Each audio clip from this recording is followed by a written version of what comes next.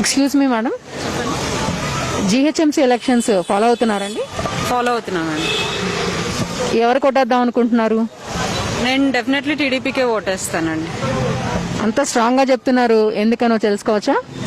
TDP అంటేనే development కాబట్టి నేను డెవలప్మెంట్కే ఓటేద్దాం అనుకున్నా, మనీ కోసం కాదు.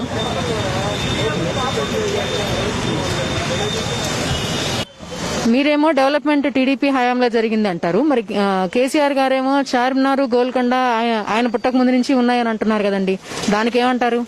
చార్మినార్, గోల్కొండ ఉన్నాయండి, కానీ ఇంత పాపులేషన్ వచ్చింది చార్మినార్, గోల్కొండ చూసి కాదు, హైటెక్ సిటీ చూసి.